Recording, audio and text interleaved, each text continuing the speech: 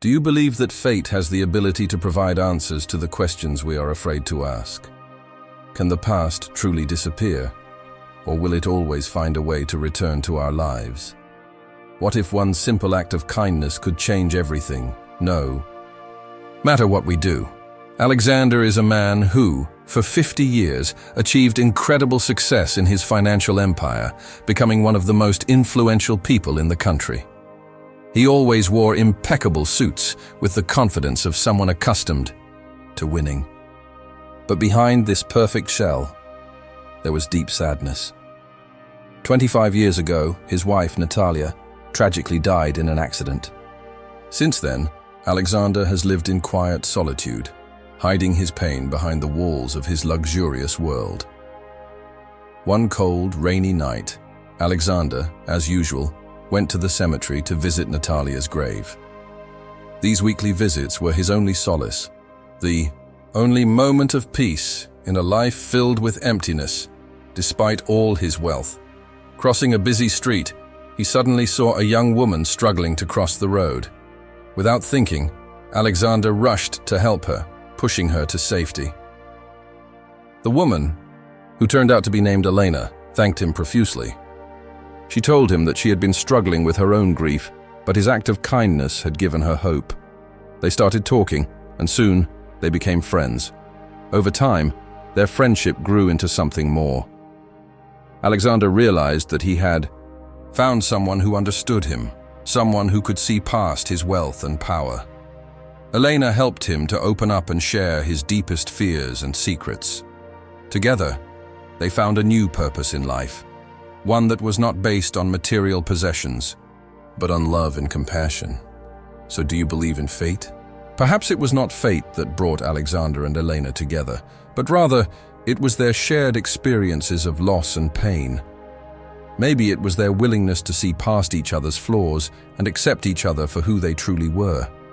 Whatever the case may be, their story proves that sometimes, even in the darkest of times, there is still hope for happiness. I noticed an unusual scene. In a dark corner, in the pouring rain, there stood a young woman in old clothes with a thin blanket that she was wrapped in. She looked helpless and hopeless. I stopped to help my child Alexander.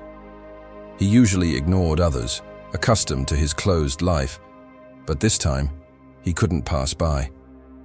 Something in her eyes touched his heart. Perhaps it wasn't her plea, but the way she hugged her child, protecting it from the rain. Alexander put his hand in his pocket and took out a large amount of money. He held it out to the woman. She looked at him in disbelief, as if she couldn't believe that someone had noticed her.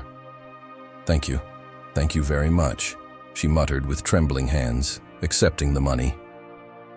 Already getting ready to leave, Alexander heard her say softly, "Natalia always said there was still a place for kindness and mercy in the world." Nishchenko's name seemed to hit him, and he realized what she had said, but he did not ask any questions. He simply continued on his way. Something in his chest tightened, leaving Alexander with a strange feeling of unease. It dragged on. Despite all his attempts to focus on work, something bothered him. The image of a woman holding a child on the street did not leave his mind. And most of all, he was worried about why he would ever mention it. He was not the one who went to the cemetery. He kept bringing a small bouquet of white flowers that Natalia loved and placing them next to her tombstone. It was engraved with elegance. For Alexander, those were the only moments when he felt closer to the woman he loved so deeply and lost so unexpectedly. He held the child in the arms of the woman he had helped the day before. He froze for a moment, wondering what she was doing there. Questions arose in his mind, one after another, and he quickened his pace, overcome with curiosity and concern. As he got closer, he heard a woman's voice. Alexander asked, interrupting her, his voice firm, but also full of bewilderment. The woman looked up, and he noticed that her eyes were filled with tears. For a moment, she seemed frozen, as if not knowing what to say. Then she took a deep breath and said, "Natalia saved my life many years ago. I didn't have anyone, but she helped me when I didn't even know I needed it. I just came to say thank you, Alexander. A chill ran down his spine. He had never known that his wife had helped someone in such a way. Natalia had always been ready to help when it was needed. She was kind, but very modest. Alexander couldn't understand how his wife was connected to this woman. "How exactly do you know her?" he asked urgently, crossing his arms. His voice had become serious, and the woman looked away, clearly uncomfortable. "It's a long and complicated story," she said. "Thank you for your help yesterday," she said, clutching the child tightly to her chest. Before he could ask any more questions, she stood up quickly, as if she was going to run away. "I have to go," she said. Alexander tried to stop her, but she had already disappeared into the crowd. He was left with a storm of emotions, wondering who this woman was and why Natalia never told him about her. Alexander was worried. As he drove home, Maria's, as he now knew her name, words continued to ring in his head. Who was this woman who thanked his late wife, and how was Natalia connected to her? After returning to the mansion, Alexander went to his office, surrounded by luxury and memories. Among the many documents and objects, he found an old wooden chest that Natalia used to store important things. He paused for a moment before lifting the lid. Inside, he saw letters, old photographs, and small items that were dear to Natalia. First glance, the words of the letter did not seem to have much meaning, but they were undoubtedly dear to Alexander. Until a letter dated 25 years ago caught his attention. Written in Natalia's elegant handwriting, it read, "Dear Maria, you are stronger than you think." The words were simple, but filled with a deep feeling. Reflecting on their meaning, he came across a photograph from a dimmed time. It depicted Natalia, surrounded by people in a difficult situation and holding a young girl's hand. In that moment, Alexander realized that the person in the photo was Marie, his daughter. He muttered her name, clutching the photograph tighter in his hand. His thoughts were interrupted by a phone call. It was Sergei, his longtime driver and the person he trusted. "Sorry to bother you, Mr. Alexander," he said, "but I just noticed a woman on the central square." Alexander realized that he needed to talk to Maria again to get answers. He felt closer to Natalia than he had in the last 25 years, so he decided to take Sergei there. They arrived at the central square, and Alexander got out of the car. He was determined to find out the truth about Maria and understand why Natalia stayed with him even after his death. He noticed Maria sitting on a bench under a dim lantern, holding a child. Her shoulders were lowered, and her head bent forward. Passers-by walked past without noticing her, but Alexander called out to her with a firm voice. She looked up and hugged the child closer. As if trying to protect him, she asked, "Do you want it? Do you need it?" Alexander took a few steps towards her, maintaining a respectful distance. "I need answers," he said. "You mentioned my wife Natalia's name. How do you know her, and what connects you to her?" Maria looked at him, visibly nervous.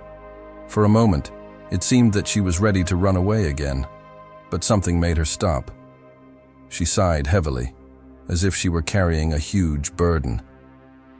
"Do you really want to know?" she asked almost defiantly, and she wouldn't leave until she heard the whole truth. "Many years ago, when I was a teenager, my life was filled with chaos. I lost everything I had and had nowhere to go. That's when I met Natalia," said Maria, her voice trembling. Alexander felt his breath catch in his throat. He had never heard of such an incident in the life of his wife, who worked as a volunteer at one of the shelters. "I was lost and hungry," Maria continued, "but she found me. She accepted me as her family. Natalia gave me food, clothes, and most importantly, hope." Maria's eyes shone with tears as she spoke. Unfortunately, she couldn't thank Natalia properly, and then she found out that Natalia had passed away. All she could do was come to her grave and say that she would never forget what Natalia had done for her. Alexander listened in silence, absorbing every word.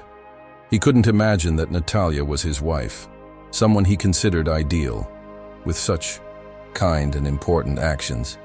They were like a manifestation of true kindness. And when Alexander asked about the child, pointing to Mladen, who was sleeping peacefully in Maria's arms, she hesitated for a moment, but answered honestly, "This is my son." When I found out I was pregnant, my first thought was Natalia's words. She always said that you should never give up on your dreams. Alexander took a deep breath, trying to put together the pieces of the puzzle. But there were still many questions, and hope for the future was not at all obvious. "Leon, we need a safe place to call home. I will try to provide you and your child with that." Maria looked at him in disbelief. "Why are you doing this?" He paused before answering. "Because Natalia believed in you, and because I want to help you. I believe I can help you find what Alexander has lost." He escorted Maria and her child to a nearby hotel, where he booked a simple but clean room for them. Although Maria was unsure of Alexander's intentions, she appreciated his kindness and offered him a chance to prove himself. She felt uncomfortable in that situation and had no choice but to accept help. They sat facing each other in silence in a small room. Alexander was the first to speak. "I want to help you and your child," he said, "but I need to understand everything." He wanted the truth, without concealment. She took a deep breath and began telling her story. "When I met my father, he was abusive. My mother left us when I was young, and the only thing I had was the pain of those memories. I ended up in an orphanage all alone. Natalia came as a volunteer. She gave her food, a place to stay, and listened to her story. She was the first person who treated her like she deserved help." Alexander felt a lump in his throat. He had never known such altruism before. They spent several months together, but then she disappeared. "I do not know why she left, but maybe she had to do this. I did not find Maria." She paused, and her eyes glistened with tears. "When I found out about her shift, Alexander didn't believe me. He was silent, thinking about what he had heard. His head was full of questions, but one of them seemed most important. "What about your child's father?" he asked softly. "It doesn't matter," she said. "He left us as soon as he found out about the pregnancy." "I don't want my child to grow up with pain," she continued. He realized that helping me was not only his moral duty, but also something that reconnects him with the memory of Natalia. "Natalia," he said, "I want to make sure you have the opportunity to start a new life." "Why do you care so much about me?" she asked, looking at him in disbelief. "I brought a photo with me," he replied, taking it out, the one he found in Natalia's trunk. He showed it to Maria, because somehow this photo had become important to her. "You had already been a part of her life, and now you were mine," Maria said, looking at the photo with tears beginning to flow down her cheeks. In the morning, Alexander did not find a place to stay. After a night of reflection, he realized that the story of Maria and her relationship with Natalia was only part of the mystery. He decided to visit her again. When he arrived at the hotel, Maria was there to find out more about what had united her with her late wife. When he was with Maria, she held Lan in her arms, thinking, but when she noticed Alexander, she smiled timidly and said, "Hello," with a note of surprise in her voice. "You're here," he said, sitting down across from Maria and taking a deep breath before beginning to speak. "Natalia saved me," he said, "but there's something else I've never dared to talk about." Listening carefully, Maria could trust him. When Natalia found him at the orphanage, he was. "I'm pregnant," she confessed, her voice filled with emotion. It was a secret she had kept for her entire life. She hid it from everyone, including herself at the time. She was too young and scared, not knowing what to do. Alexander was silent, trying to process what he had just heard. Natalia was the only person who had given her the strength to keep going, although she never told her the whole truth. Thanks to her, she decided to give her child a chance. Alexander took a deep breath, feeling a mix of sadness and admiration for Natalia. What happened to this child? Maria lowered her gaze, clutching the baby tighter. They took him away from me. I had no choice. They took him, and I never saw him again. Her confession hung heavy in the air. Alexander understood that this was not the full story. He looked at the baby in her arms and asked, "This is my second child," Maria replied with a slight smile. "I was pregnant again. I promised myself that I would never let anyone take my child away from me." Alexander felt aching when he looked at life, his eyes filled with tears. "Why are you doing this?" Alexander thought for a moment before answering. He understood that his decision to help Maria was not only a way to honor Natalia's memory, but also an opportunity to fill the void in his heart and find a new meaning in life. However, Alexander could not ignore the anxiety that was growing in his heart. Maria's story seemed incomplete, and something inside him suggested that he needed to get to the bottom of the truth. He contacted his old friend Dmitry, who worked as a private investigator. "Dmitry, I need your help in a very personal matter." Alexander answered laconichno on the phone. "What do you want to know?" Dmitry asked. "I need you to find out everything about a woman named Maria," Alexander said. There was a pause on the other end of the phone. "It will be difficult," Dmitry promised, "but I will do my best." Alexander waited for the news, unable to shake off the memories that had begun to fill his mind.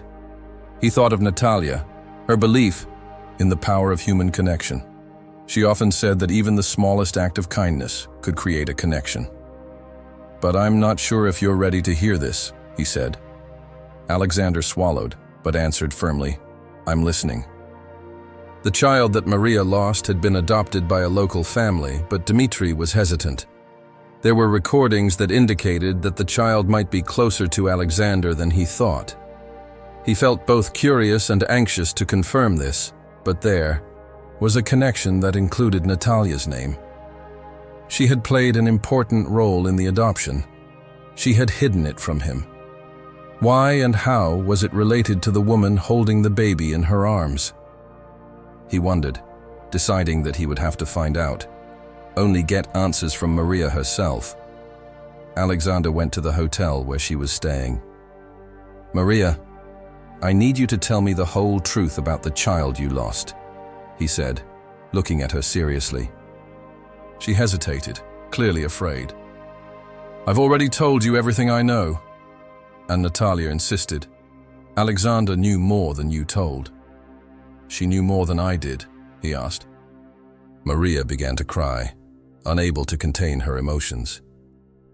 "I never knew what happened to him," she said through her tears. "All I know is that Natalia promised he would be in good hands," she added. Alexander felt that the truth was closer than ever before. With each new detail, the situation became more confusing. Doubts and uncertainty reigned in his head. Dmitry's words that Natalia had something to do with the fate of the child only strengthened his resolve to reveal the whole truth. He knew the next step should be to study Natalia's personal archives in hopes of finding more information. After so many years, Alexander reopened the old wooden chest that Natalia had left behind, filled with letters and photographs. Among the papers, he found a strange document. It was the adoption agreement signed by him as a witness, and his gaze quickly scanned the text. One item caught his attention, the name of the foster family, and most surprisingly, the date of birth of the child. Alexander felt a chill run down his spine. The date coincided with the time when Natalia had disappeared for several weeks, many years ago, without explaining anything to him. He thought it was a business trip, but now he realized that she had another purpose. He picked up the phone and called Dmitry. "Dmitry, I need you to confirm something. A few years ago, the Ivanov family adopted a child. I would like to know what happened to them and whether they are still alive," Alexander said, a little bit hushed by Dmitry.